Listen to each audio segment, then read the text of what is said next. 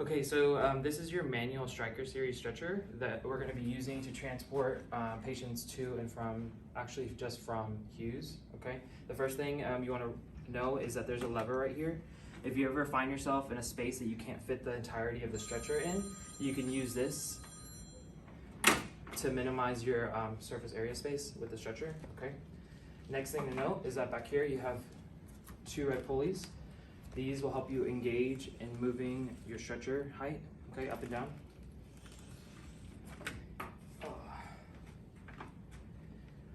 Your straps, pretty important, okay, to note that you have a 4-point strap system up top, okay? So you want to make sure that these come up over the shoulders, okay? And you want to note that you're going to engage this buckle through both of these clips, okay? That lets you know that all 4 points are intact, okay? This is your lap bar, and then you have an ankle strap bar, okay? Same, red to open, make sure you hear a click, okay? You have two side rails that come up and down. One thing to know is that if you have a patient who is relatively large or wide in space, sometimes you might need to leave these bars down for them to fit on the stretcher comfortably, okay? Right here is going to be your IV pole, okay? That's about as high as it goes.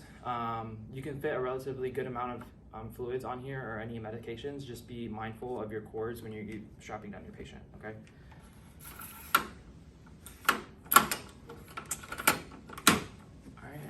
And then big things to note down here are this is your trigger or your engagement lever. Okay, this is going to help you raise and lower your stretcher, which we'll go through that in mechanics.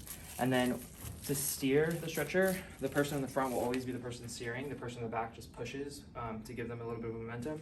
But you can steer right here, or you can grab onto one of your grip bars. Okay, it just depends on what's more comfortable for you. Now, another big safety thing to know is that you don't ever want this stretcher, when it's patient loaded, to move sideways, okay? That can cause your patient to tip very easily, okay? All right, so that's good for the awareness of the Stryker, and then we'll move into mechanics. Okay, so mechanics of the stretcher, this lever that manages your moving up of the stretcher and down of the stretcher will never engage unless weight has been lifted from the lower wheels, okay? So I'm gonna do it with Brooke now. On 3, we're gonna lift up, and then we're gonna lower down, okay? So on 3, 1, 2, 3, lift up, and you'll feel that disengagement, and now we can lower the stretcher as needed. And as I let go of my engagement bar, the stretcher will lock automatically in place, okay? There's about 3 to 4 different heights that you can move this on, okay? So you can set that. 1. So we're gonna show you proper mechanics lifting, okay, with this. You wanna make sure that your tallest person is always at the back end of the stretcher. Note that your Stryker is actually on an angle, so depending on the height of the person over here, they're either gonna be grabbing from this, or they're gonna be grabbing down here, okay? So we're gonna show you how to do that now. Brooke, on your count. All right, 1, 2, 3.